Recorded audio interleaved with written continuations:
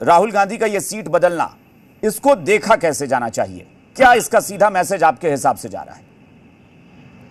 देखिए, सारे जो पॉलिटिकल लोग हैं अपने अपना बात कहा है, और 1-2 मिनट हमको दीजिएगा, हम बहुत सारी बात आपको बता रहे जी हैं। जरूर जरूर। निश्चित तौर पर राहुल गांधी का अमेठी से चुनाव न लड़ना एक सिंबॉलिक निगेटिव इम्पैक्ट डालता है उनके व्यक्तित्व पर, क्योंकि आप सही उसी समय से आप बोल रहे हैं, लोग इस पर ध्यान नहीं दे रहे हैं कि सिंबॉलिक है अमेठी। राहुल गांधी कांग्रेस पार्टी के लिए सिंबॉलिक सीट है, जहां से उनका चुनाव लड़ना उनके व्यक्तित्व को मजबूत बनाता है। अगर वो हार भी जाते हैं तो ऐसा नहीं कि उनकी आवाज प्रेस नहीं छापेगा, उनकी लगातार प्रेस कॉन्फ्रेंस करते हैं, एक योद्धा के रूप में वो जाने जाते।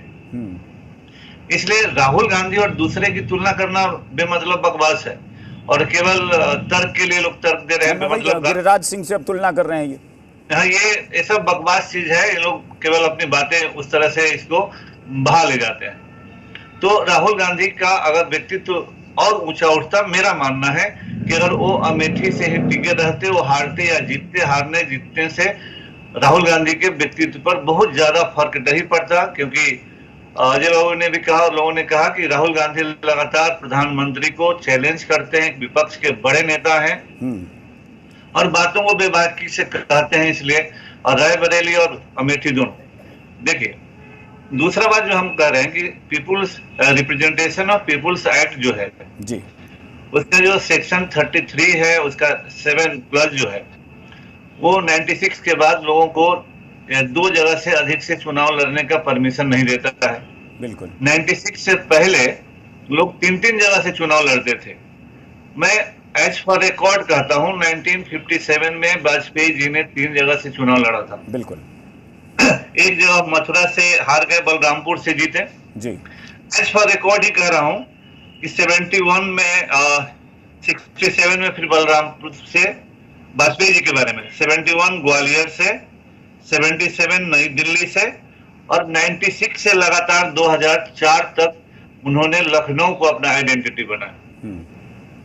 तो बड़े नेताओं का देखिए, उस समय जनसंघ या ये लोग बहुत मजबूत नहीं थे। वाजपेयी जी को जाना था लोकसभा में, वो लड़ते, लेकिन जवाहरलाल नेहरू 1957 से अंत तक फूलपुर से ही चुनाव लड़ते रहे। बिल्कुल। और जब वो लोग चुनाव लड़ते थे तो अपना चुनाव प्रचार करने नहीं जाया करते थे, उनको देश पर चुनाव प्रचार। तो आइडेंटिटी तो होती है, और ये मतलब का बात है कि आइडेंटिटी नहीं होती है। राहुल ना कि जैसे आपने उदाहरण दिया ना कि वाजपेयी जी भी चेंज हुए, तो वाजपेयी जी उस वक्त ऐसा नहीं है कि देश के सर्वमान्य लीडर वही थे, कांग्रेस का तब दबदबा होता था।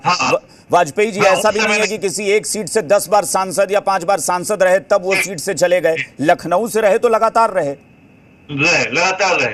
लेकिन नेहरू गांधी फैमिली के लिए अमेठी और रायबरेली आइडेंटिटी की चीज है, सिंबॉलिक चीज है, उनके कार्यकर्ताओं के मनोबल पर प्रभाव डालने वाला है। इसलिए उस सीट का दूसरे सीट से तुलना करना, गिरिराज से तुलना करना, किसी अन्य आदमी से तुलना करना, अश्वनी चौबे से तुलना करना कि भागलपुर से बक्सर आए उनसे ये बातों को हल्के तरीके से और आपके जो डिबेट है उसको दूसरी तरफ ले जाना है। जो मुद्दा है वो मुद्दा है, और लोग लड़ते रहे हैं। फिर ये भी बात है कि ऐसा नहीं है प्रधानमंत्री नरेंद्र मोदी ही बड़ोदरा से लड़े, वो बनारस क्यों आए? बनारस वो डर कर नहीं आए कि बड़ोदरा में हार जाएंगे और बनारस में चले आएंगे।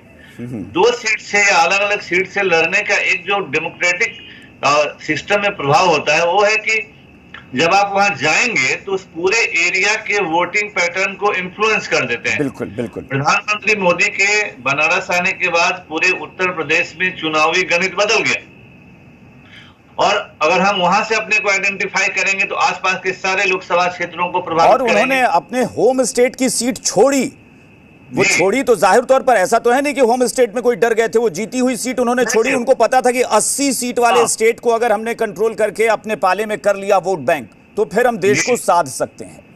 जी, तो ऐसा नहीं कि डर के वो भाग चले। तो उसके डेमोक्रेटिक सिस्टम में एक है प्रोसेस, पीपुल्स रिप्रेजेंटेशन एक्ट में है, और उसी रिप्रेजेंटेशन ऑफ पीपुल एक्ट का 70 सेक्शन जो है वो कहता है कि एक आदमी एक ही कॉन्स्टिट्यूएंसी को रिप्रेजेंट करेगा।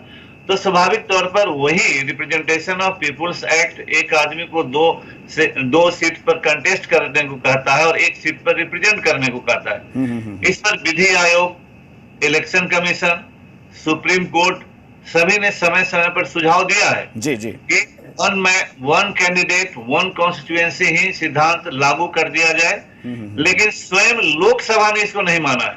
बिल्कुल। और जो लोकसभा ने नहीं माना, उनका कहना है कि डेमोक्रेट